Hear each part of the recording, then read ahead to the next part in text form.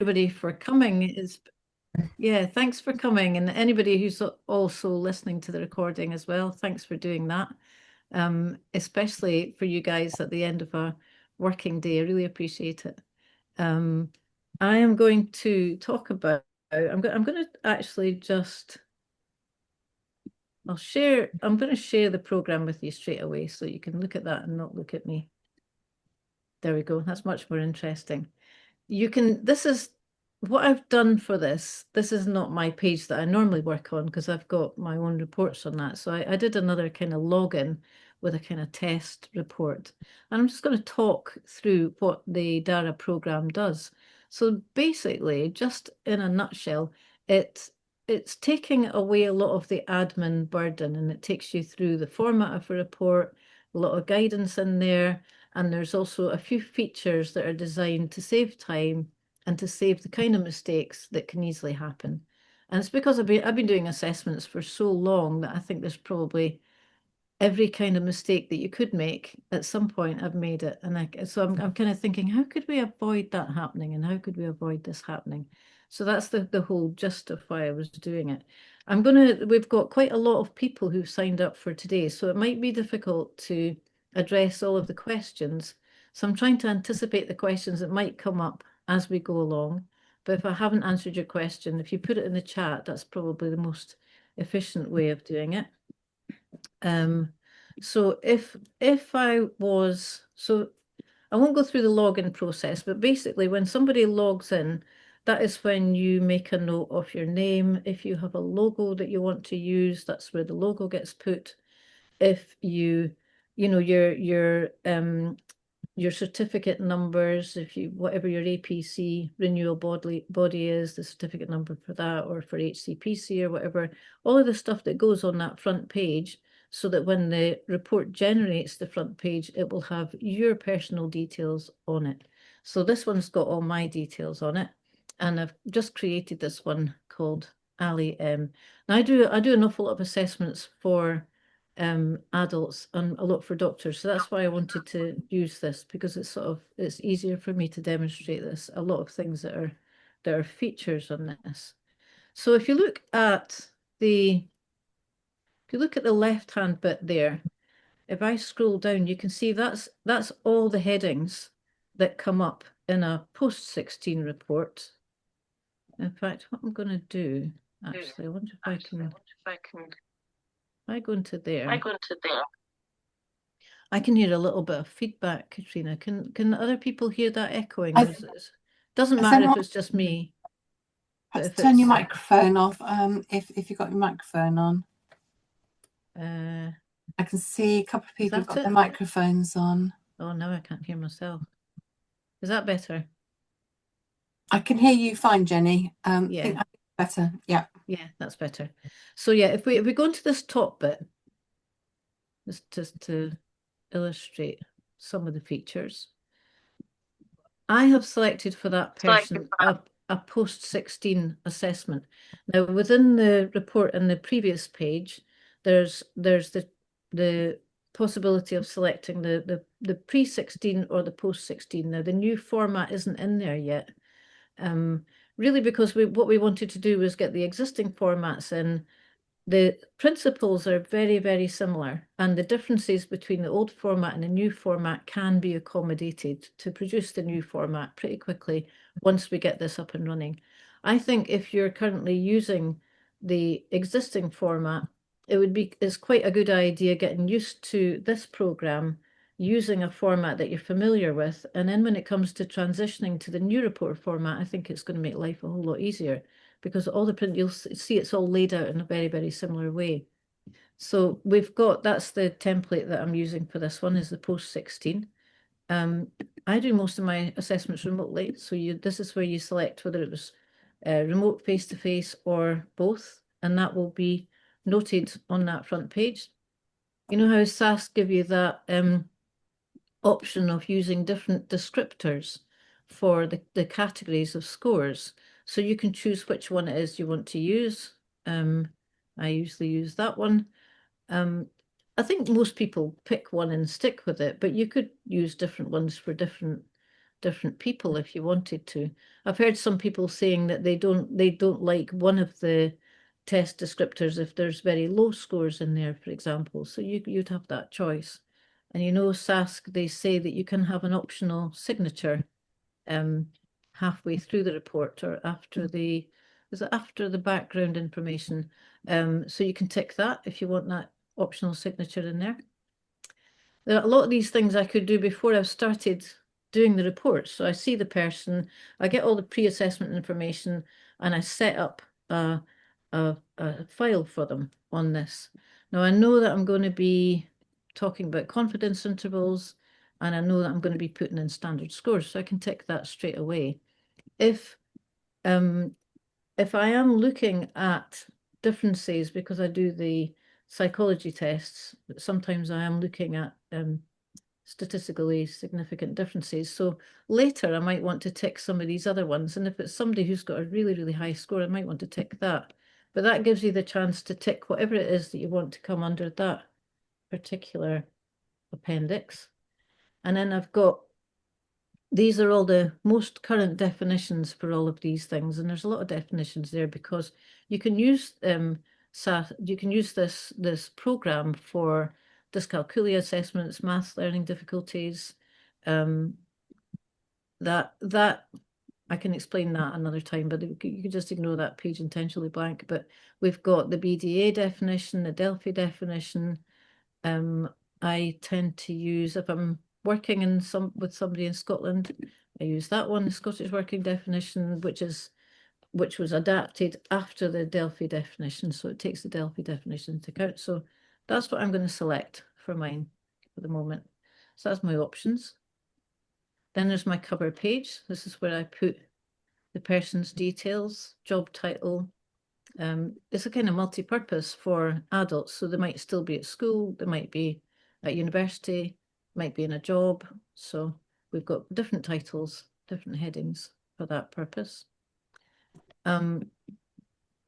Because I'm working with medics a lot, I do want the title to come up in the report. So if I put a title in the report, then when a name is used in the report, and I can show you this later, it will use the title and not just the first name. If I don't put a title in, if I took that out, it would refer to that person throughout as Ali. So obviously, if it's somebody under 16, you're not really normally going to use a title, but it gives you that option anyway. So I'm going to save that. Right, the scores. So obviously the scores can't go in until you've seen the person, but because I'm working with adults, there's a couple of tests that I do that I'm going to have to use qualitatively. So I can sort of record the fact that I'm going to do that. So just to show you a little bit about how scores are, whoops, how scores are added in, get rid of that. If I add results, one of the things that I will do, so I'll show you down here, you can see that there's loads of test batteries. As far as I know, it's all the test batteries that are on the SASC list. I think there might not be one called something like the Snyder's Ullman something or other, which I non-verbal one. Yeah. I can't find it. I can't find anybody who's got it. I can't find anybody that uses it. But if anybody has a strong urge for that to be added, I can add anything in from the from my sort of back end of the program. So I quite like this because this helps me to instead of scrolling, I'm going to use the dash to get some idea of their speed of handwriting. So I do that. What the program does is when you put the person's age in, when you put it into that front page, this isn't, the things I was saying, how it can sort of help you with admin and stop mistakes happening. It will calculate whether that person is within the age range of that test battery because the age ranges are keyed into the program as well. So it will allow you to discuss this somebody's performance, but it will say that this was taken qualitatively. It will not let you put in a standard score if the person is older or younger than the age range for that test. So that's what I do there, and I'm just going to save that. So I've kind of got that recorded before they've even started their assessment. So I'll just shift this along. So then we've got the overview.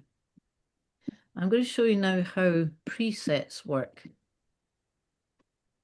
I'm going to have to do is shift that down there. Right. So you see here it says insert preset. Well, I prepared a little preset earlier on. So if I do that, that's an overview that I wrote before, post 16 overview. So I called it that so it'd be easy to find. So if I select that and confirm that, that will immediately put that overview in. And this is handy for these little sections where you've got your text that you use all the time. And you can have things like long recommendation sections where the whole section could get pasted right across and you just delete the bits that you don't think are relevant for that particular person. So this is where it's really useful for, especially when you've been assessing for a while and you've built up a lot of a kind of bank of data that you tend to draw on. So that makes that really, really easy. Now, the other thing that is interesting about each section is above each section on that paragraph there. That is the guidance, the SAS guidance, word for word for that section.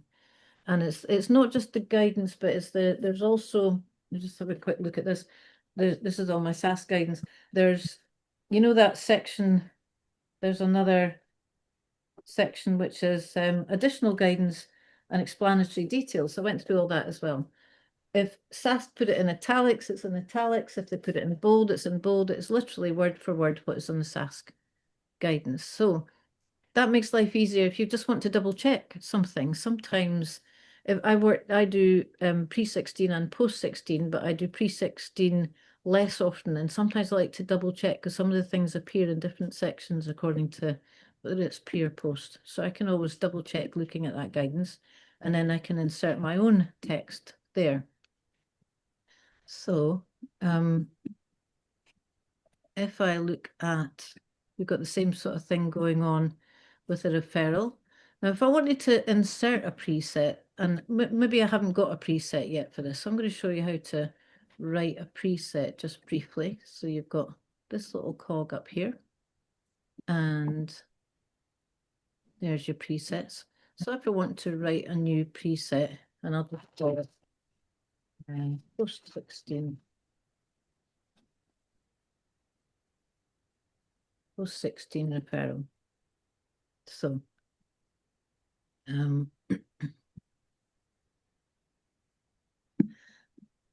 so I could have this is where the presets are very handy, because if you look down there, you can see all of these pronouns. So if I want to, this is because I'm using a person with a title, I'll put title last name.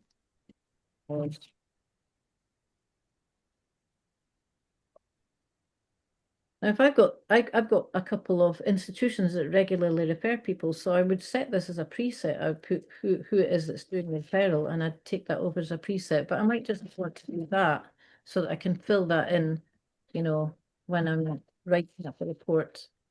Say if I want to say something as well about he, she, they.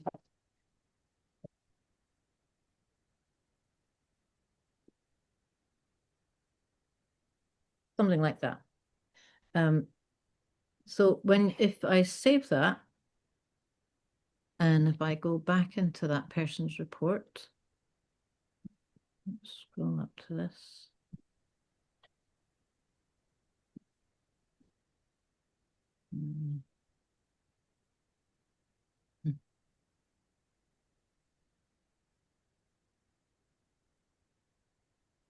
I want to just get to the person's. That's it.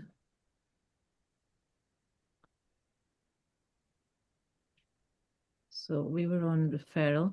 So if I go to insert the referral that I just put there, and if I put that, you can see that it's changed that to Dr. M. I don't want to put a surname in there at the moment. And it's changed that to he. And this is quite handy if you've got obviously he, she, they, it's the they bit that's quite handy. So if we have to use different pronouns, it will automatically select the pronoun that the person has selected. And that's quite important because it can be a lot of work to redo something if you haven't got. I used to have a whole load of templates that I used to work from before. I had under 16 templates, over 16. I had, for each of these, I had a male and a female template. I had templates for those occasions when I might have done extra tests for maths or for dyspraxia. I had different assessment templates for when I was working in the Scottish system or the English system or the baccalaureate or whatever it might be. And this just has everything in the same place. It just saves such a lot of time. So you can see there you've got your guidance notes. You can input your preset in there if you want. And what I think I'll do is just show you how we can insert some actual test scores as well, so that we've got something in that appendix at the end. So if I add results, I think I'll add in, I've got somebody's report here. I'm just going to add in some scores that I did today. I'm going to do the Todd. So I'm using that a bit now. And if I scroll down here, that has got all of the subtests in the Todd battery. So it's got the Todd S, the Todd C, and the Todd E over there, but it's just the Todd C I'm looking at. So when I'm using the Todd, I use the phonological manipulation. So if I put a score in for that, this 13 score was that, and I can key in the confidence interval. So I know that that one is 7 for that one.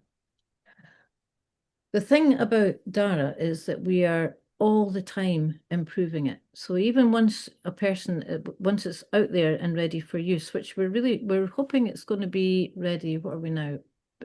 I think probably about the end of March, we should have it ready for people to actually sign up and use it. But all the time, even once you're signed up, it's not a static thing where, anytime there's an update from SASC, that update will be reflected in the report. Every time you open that DARA program, it'll have the latest guidance. It'll have the latest, any changes that SASC put through will be recorded in that program. So it's like a living document. And one of the things that we are going to do is, in the case of things like the Todd, you can look up a table and it tells you that this test always has a confidence interval of 7. So we can get the program to do that automatically. It's not doing it at the moment because we've been so busy doing a load of other stuff. But that's one of the things that we're going to be able to add in. So if I do rapid letter naming, I'll just do, I won't do all of them, but I think that's 12. Let's see. 80, and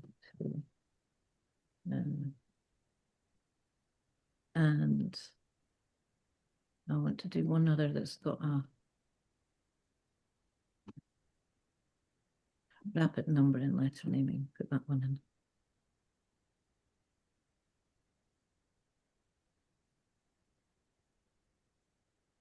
And if you scroll further down on any test battery, you'll get the composite scores.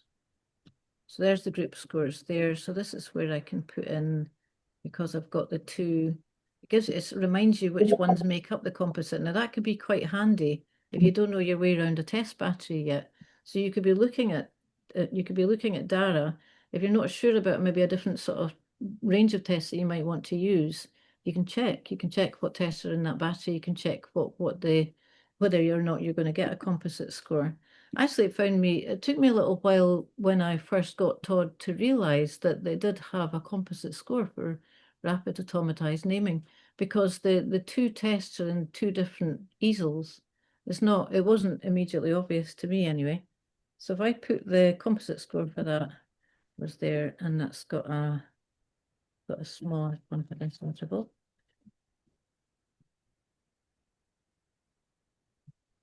And I just need to scroll down. There's a whole bunch of tests in this one. I'm going to save these changes. And then one more I'll do, which is the Woodcock-Johnson. So you'll see it lets you choose the cognitive or the test of achievement. I just use it for one test, which I'm going to scroll down and find, and that one is the non-word repetition test. In Todd. This is in Woodcock-Johnson. No, you're in Todd. So just scrolling down there. What normally happens is that test appears at the top, the one that you're choosing, but it's a little glitch at the moment that we have to scroll down. So non-word repetition and that person's score. Now with the Woodcock-Johnson, they give you the confidence intervals. So that's not one that the DARA program could provide for you. But where it can provide it, where it's a say in TOWRY or CTOP where there's a rule and that rule is followed in all cases, we can apply that rule. But in the case of the Woodcock-Johnson, it just gives you the score and it gives you the confidence interval. So I'm going to key that in. And that way we've got some scores. And I wanted to do that because I can show you the report that gets generated at the end. So if I just save that, that's all the scores I want to put in at the moment. So the same applies for all of these other sections, background information. I'm just going to put things like that just to little holders because I want to show you what a report is going to look like at the end. So we've got referral, we've got something under referral.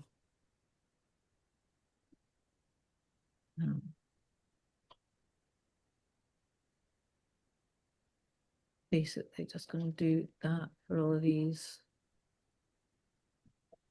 And this is where you can actually really see that DARA does not write the report for you. And that's really an important point. I mean, SASC would not like it one little bit if DARA was producing the text. It absolutely does not do any of the analysis for you, doesn't produce any of the text. It allows you to create some of your own text as a preset, and it allows you to see what the guidance is. But you have to do the report, which is the way it should be, because otherwise we'll end up being de-skilled. I mean, we can't have a computer deciding what's going to go into these sections. But what I think is, from my point of view, having used this for years, I've actually been working on this since 2013. And this new version is just more recent. I've just been working on the new version since December, but I've already done about 30 reports on it.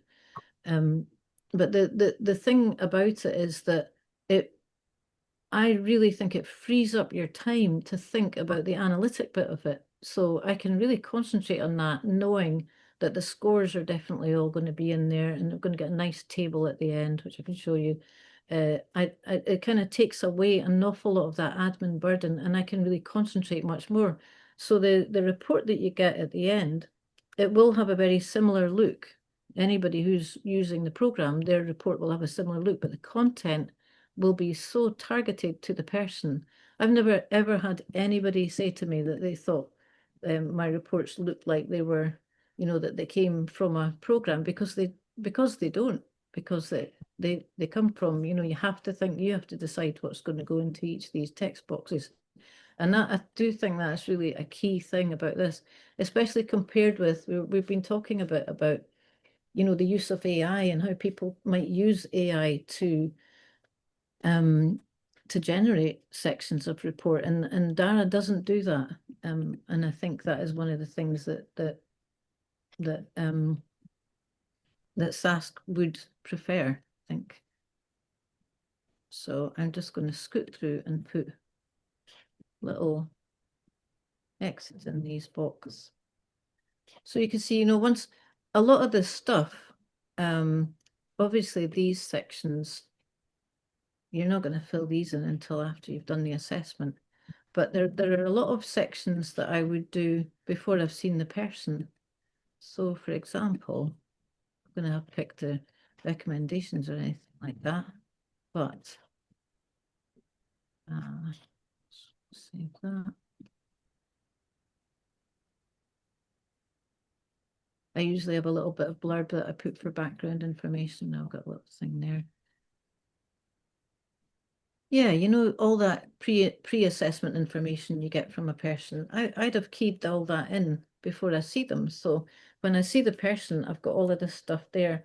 I can sort of go into the program and say, I might put a little mark if there's something that I want to double check with them or that wasn't very clear or that I want to follow up. So I'll be sort of using the report during the test as well.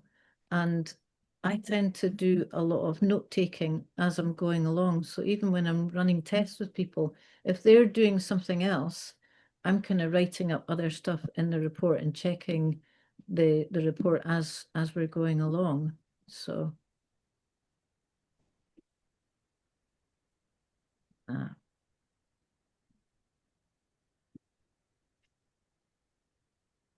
and you'll see there that you can use italics, you can use bold, you can have hyperlinks, you can use bullet points. And I think that's quite useful. The version of the program that I was working on for a while didn't have anything fancy like that. It was just plain text. But it's pretty handy. That's the reason I like that is if I'm not sure about something, I can put it in italics or bold and I'll maybe put an asterisk next to it. And that means it's not going to sneak into the report without me checking it first. So I'm glancing over the stuff to see what it is I need to check.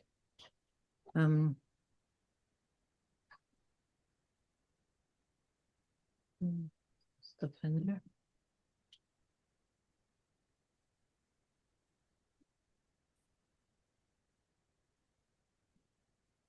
I think I probably won't go through every single one of these, but you get the gist because I want to show you what the report at the end. I want to show you some other things actually that are quite useful. So this is the bit where you're keying in the results for your tests. Now what ones did we do there? We did some processing speed ones, right? So if I go there, you'll see that there's another box here. You've got test result and you've got composite result. And what we've done within the program is this is just a reminder. So when you're writing up these sections, you think, just what categories did they come into? It will remind you of the tests that you did under that section and what the categories were and what the scores were. So when you want to discuss it, you've got that there. You can click on these and paste them across, or you can just think, oh yeah, they were both mid-average. I'm going to talk about them being mid-average. I know what the tests were. And you can double check what the composite result was. That was a mid-average composite result. And every single battery, every test in every battery is, if it can be linked or should be linked or could be linked to any different section, it will be linked to a different section. So obviously these are the results that are going to talk about processing speed, but for instance, the Todd scores, that's going to come under phonological awareness. So I'm just going to stick something in there so we can see.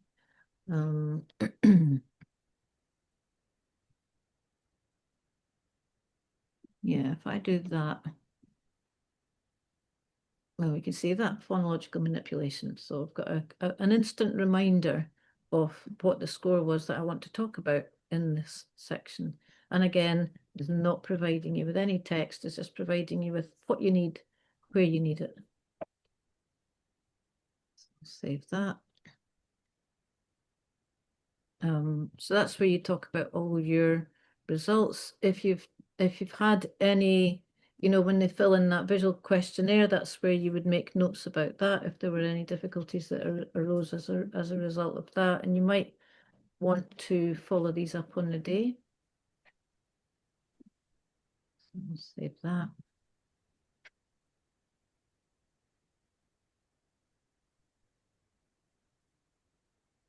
And then you've got all your attainment scores, your confirmation of the diagnostic decision. Then you've got all your appendices. What I tend to do I'll show you at the end how all of these appendices are just going to be, the first four, they're going to be produced automatically. So Appendix 1 is going to be produced automatically on the basis of these selections that you made at the very start about which things you wanted to include, if it was a standard score, confidence interval, whatever it was. That is where your scores are going to come in automatically, depending on what you keyed in for the scores table to start. if you've ticked a definition that you have found this person's dyslexic and this is the definition I'm going to work from, that's where that will automatically appear there. Any tests that you've said that you've used, and that's why we have that thing of using tests qualitatively as well. Even if you've used it qualitatively, it needs to appear in that list, and that's why we have to have them appearing in the score sheet.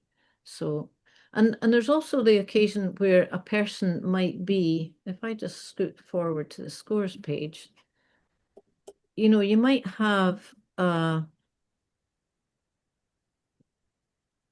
you might have something where somebody's done a test and then it all went to pot because somebody interrupted or something like that, and you can't actually give a score to it, or you know, something interrupts it. So what you can do for every single test, even if the person is within the age range of that test, you can say that you've done it qualitatively, and that will remind you, because that will mean that that appears in the list at the end, and it will appear in the section where you're to talk about that, just to remind you that you did do that and that you want to talk about it and sort of give some information, because that can always be something that could happen. I think I know there's lots of sort of screeners and things that can make the process of, you know, doing tests a bit quicker. But I think with something like this, where we're trying to conform to SAS guidance, I think it would be really hard to do something like this if you hadn't done lots of reports, and you can almost kind of see all the things that can go wrong. So that's automatically going to be in the appendix. And if I do that, the way that I do that will appear every time. If you click on Appendix 5, it will just come up with that. And what I can do, if I want more than that to come up, at the moment, what I'm doing is just creating a preset. So I've got a preset with other references that I would commonly be referring to. So that's one way that we can do that. So at the end, you've done all that, you've filled in all your stuff, you've spoken to the person, you've done your analysis, and then what you want to do is generate a report. So what I've keyed in is also the option to do an executive summary. And the way that DARA works is that you can create your own version of a summary. So because I'm working with adults in the workplace, there's a kind of standard thing that we do for an executive summary, and that's what I've got there. But you know, if you're working with children, you might want a very small summary that you're going to give to parents, or a summary that you want to give to teachers. And you can create your own, you can create a few different types of summary if you want. So if I show you the full report, this is a little fuzzier than it would be when you download it, but that's what your full report is going to look like. It's pretty neat. It's nicely set out. The contents page is a clickable contents page, not until you download it, but it is clickable. That's why I was putting these crosses in, so that you could see that that's where your text is going to appear. And then there's obviously bits here that the crosses are going to run out. So you can see these are all areas where you would have your own text.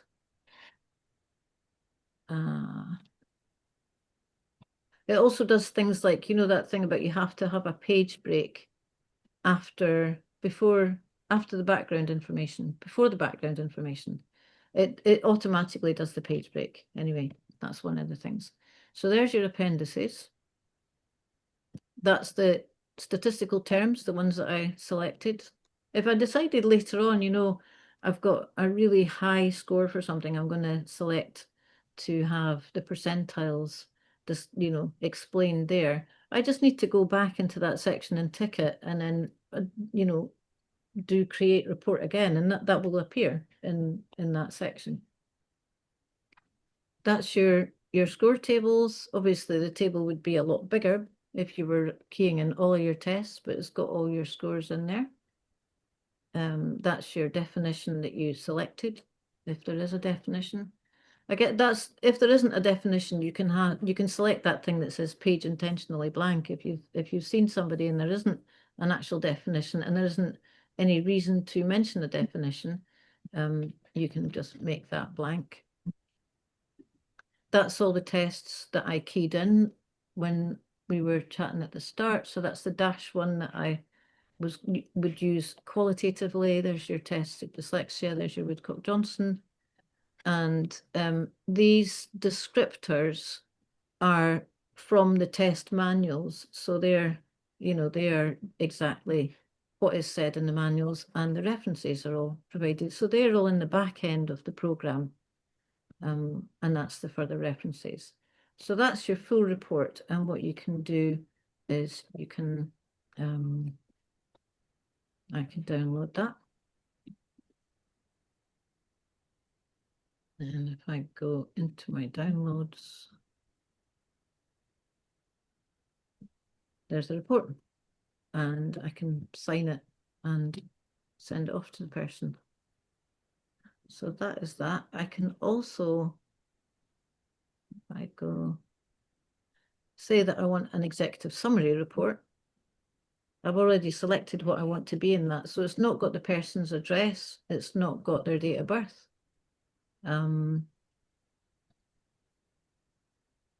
Actually, yeah.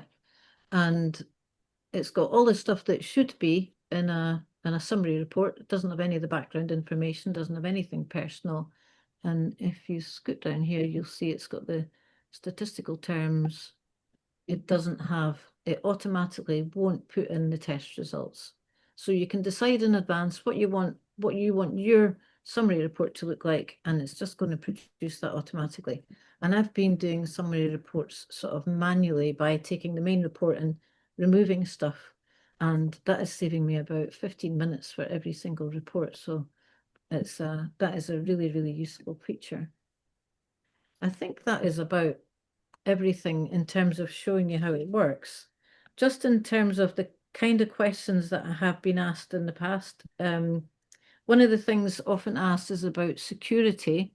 It's on a secure cloud server, and access to the server is restricted to a single user. It can only be done from a single pre-approved IP address. The programmers are really, really conscientious about security. The website code is isolated inside a contained server environment, if that means anything to you. I've got a kind of written version of a description of how that is dealt with. And so it will conform to all the GDPR requirements. It's probably kept more safely on the cloud than it is on a lot of our computers if we were just keeping stuff on our computers. We think it'll be available probably the end of next month. The new report format, I think, will probably take another couple of months to get that in, maybe a month, but things always seem to take longer, we've found. It can be used for dyscalculia assessments. One of the things that comes up a lot is what the cost is going to be, and that's still something that we're working on. I've done lots of asking people in focus groups and feedback sessions. And the thing that we are looking at really is what I'm supposed to sort of consider, what is it worth to people? What value is it giving to people? And in order to get a rough idea of that, we've been thinking about, well, first of all, is there something equivalent out there that you could compare it to? And the only equivalent I can think of is maybe getting somebody to proofread your report. But this is really on a different level because it guides you through the whole process. So proofreading costs about £25 to £40 per report, depending on where you are in the country. So that's one of the things. The other thing to think about is how much time it would save. And I think if you're a new assessor, it would save you a lot of time. It still saves time if you're quite an experienced assessor. I've been doing assessments for years and years, and I think it probably saves me about, I'd say probably about 2 hours per assessment. It's hard to know because I've been using it for so long. I can't imagine, honestly, not using it. But so I suppose that's the kind of things that we're looking at in terms of where we're trying to fix some idea of a price. And we've been asking people what they think would be reasonable. And it seems to be, I suppose that it's coming down to somewhere round about the £30 mark, and it would be a pay per use thing, but we would want to definitely build in discounts for, you know, if you're using it more often, or if you're a student and you're on a course, or if you're a trainer and you want to offer it to your students on the course, or if it's you're a company and you've maybe got a few different assessors working for you. You know, we've got that's my logo there, but you can have your own logo there. So if it's a company, they could have their own logo and have their own look about it. So yeah, I think that's everything I was going to say. Are there any questions that I haven't covered, Katrina? So we've had some questions from some students. One student doing the Edge Hill level 7, and also another student doing the another course with STT, and both very keen on it and just hoping that it will be taken on board on courses. So I've said that, you know, the course leaders are both very keen on it. So certainly quite a lot of trainers have actually, you know, they've been on demonstrations that have done, you know, done different demonstrations, talked at different conferences and Katrina's conferences, and quite a lot of people have come forward and said, could we use this in our training? Because it could really provide quite a neat structure for doing the training. And, you know, when the students have to do their 2 formative reports, I just feel it's such a steep learning curve at that point. You just feel for people, oh, the amount of stuff that you have to take in, and that could take a little bit of pressure off. And I think we're all under a lot of pressure, aren't we? Things like, you know, getting through your APC, and you get that sense of how anxious people are. Even people who've been doing this for years get anxious about submitting that APC renewal. We've had a lot of new things, haven't we? We've had new report format, we've got new tests we're getting to grips with, the training on a new report format. Whereas this is something that is, it does seem so much easier. It's something that you can relax about rather than get stressed about, I think. So yeah, I mean, I personally find that I think I'm quite sort of methodical and logical, and I don't like having too much stuff to think about at the one time. You know, when I'm doing assessments for adults, an awful lot of the time you're saying to people, look, break things down into manageable steps and do one step at a time and do it in that kind of step-by-step methodical way. And I do get the sense that a lot of assessors, a lot of us have a neurodiverse background. Often that's how people came into this line of work. And so it's very inclusive from that point of view in terms of making life easier. And yeah, like I say, it's the way that you recommend that people should carry out their work. You know, have a profile, have a template, have something that you can follow. Don't just try and reinvent the wheel every single time.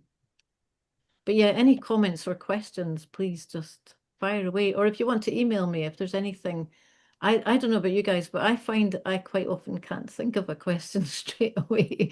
You know, I think about it on the bus home. I think, oh, I wish I'd asked that. So if there's anything that occurs to you later, any questions, any comments, please feel free to email me. we've got one from Ali, which says that she thinks she missed the very beginning of the presentation. Apparently you were in the waiting room. Apologies, I didn't see you in the waiting room. How do we know which tests are covered within this, please? Or do you have to somehow add the tests you're using? Yeah, Jenny can. Yeah, no, all of the tests are in there. All of the tests. So I go through the step list and every single test battery, and I can tell you that was a massive piece of work because some of them I bought, which costs an absolute fortune. I mean, the Woodcock Johnson costs a lot, the Todd C costs a lot, the whole Todd battery. So I keyed in ones that I already had.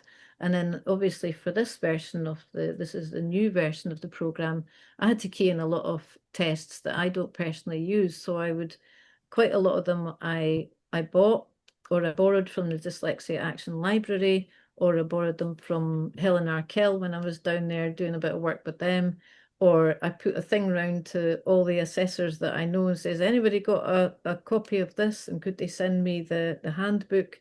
So every single test that is in the step list is in there, and you don't need to key in actual tests. You just key in your score. So someone's just asking for an email. I'm just putting that on there. Lena is saying, I think this will revolutionize diagnostic assessments. I rarely do DAs now, but this will definitely reduce the stress when I have to. I agree. I Thank think you. there are more people doing assessments without an active APC. And we're very keen that people know what they are doing. They are plugged into SASC, even if they haven't got their APC. Yeah. And there's a way that you would know that everything is up to date. You're doing everything that SASC is saying, even if you're doing it with your level 7 rather than with a level 7 and an APC as well. Yeah, absolutely. Because if that's the thing that you want to aim towards, then you're so much nearer to that step if you ever do get to that point. And I think a lot of people don't take it on because if you didn't have to, you're not going to put yourself through that process unless you have to. I mean, that's my full-time job. But for other people, if it's not their full-time job, you could see yourself thinking, oh, I don't know, I don't think I'll do all that. And the other thing is, I think for people who don't do assessing as regularly, maybe do 2 or 3 assessments or 1 or 2 a month, they've got it much harder because every time they do an assessment, that you know that thing where you just feel a little bit rusty and you think, well, I better check that and I better double check that. Even when you're doing it all the time, there's little things that you need to double check. So I think it's particularly useful for people that don't do a lot of reports, that you can just say, you know, that feeling when you've done an assessment and the assessment itself is really enjoyable. Really like working with the people, really like doing the tests. You know, it's a very satisfying job and it's I think really, really rewarding.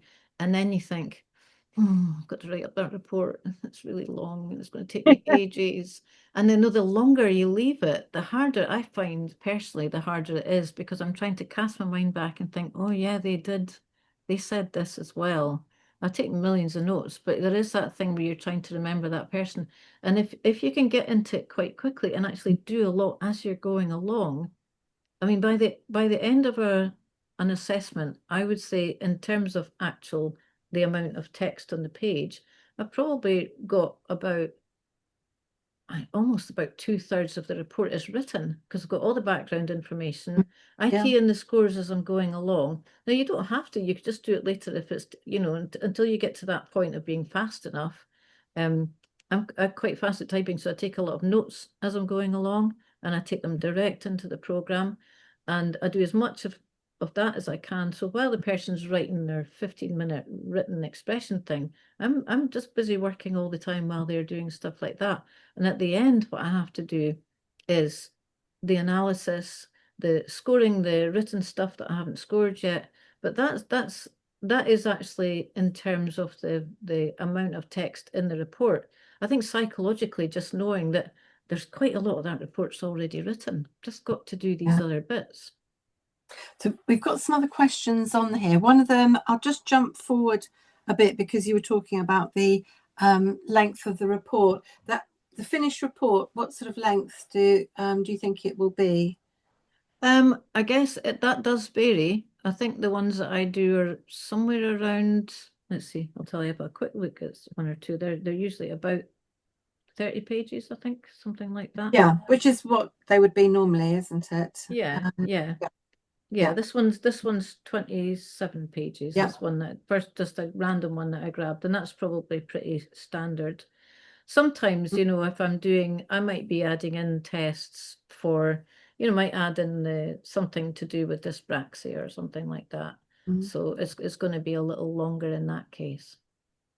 And also Claire's just asking about the font size and style. Can you change that? We can't at the moment because I think it is a dyslexia friendly font that's being used. And at the moment, if we were to provide different font sizes, it would mean that we wouldn't be able to do something else because it's an awful lot of work for the programmers, and programmers their time is extremely expensive. So we're tending to focus on things like, well, it would be quite handy if it could provide confidence intervals. I'd kind of rather do stuff like that. But we are always trying to improve it, really. We've got a list of things that we want to do once it's up and running. We've got a list. Katrina will know this because we have these meetings with the programmers, and we have lists of things that are, this is second level important, and this is third level and fourth level, and we've just got a whole bunch of things that we want to do. I mean, in the future, for example, if you're signed up for DARA, what you'll find is that we are going to this will be a bit of time before we can do this, but things like, when you send your pre-assessment forms, we could have pre-assessment forms that were produced within the system, and the pre-assessment information would automatically come into the template. So for instance, the person's name, their address, their date of birth, they would all automatically be there because the person would have filled them in. And all this stuff about health history, the forms that you send, obviously you'd have to read through and just check that it was, that it was kind of in an order that was coherent, because all of us, we might put something in a section where it doesn't really belong, but that would save an awful lot of time as well. So there's loads of ideas that we've got for making it better. Yeah. And Wendy's asking if the test results can be presented as a graph. That's another thing that we could do quite easily. We haven't done that yet, but that could easily be done. I used to have graphs in my reports, and then I think they said at one point you couldn't have graphs. Well, you can't now have graphs within the body of the report because you can't name the tests. You can't really have a graph if you haven't got a name of a test. It just makes it very difficult. You're looking at, it's broadly reading, but I think it's easier if you've got the names of the test, but you can if it's within the appendix at the end, and that is definitely doable in the future. Yeah. Sandra's asking how you came up with the name DARA. Ah, nice. It took ages. I mean, didn't it? It took absolutely ages. We were trying to think of a name that sort of sounded quite short and friendly. It's the Disguise Assessment Reports Assistant. And we got this great designer who did this logo, which I absolutely love, because he did this little thing here, which can be used if we ever have an app or anything like that. But what I quite like is if you save something, let's see if I just go onto that and hit save. You see, you get that little thing doing. I love that. That just happened. That was just today that happened. I love it. It really cheers me up. Yeah, and we do have there's a Disguise Diagnostic website, which has we've prepared some little videos to sort of talk people through different features of it, so that you don't have to just go in and think, oh no, where do I start? So there's a video that will tell you. We're going to have to update the videos because we keep making improvements to it, and we need to reflect that in the videos. But I think at the moment there's about 6 or 7 little, 5-minute videos where the little DARA logo is the feature, and it chats. This little mouth moves. I love it. So you get a voiceover, and then DARA has a little chat with you, telling you and shows you screenshots of this is how you key in the test scores, for example, or this is how you navigate your way through the program, or this is how you do a preset. So you're not left high and dry to kind of figure it all out for yourself.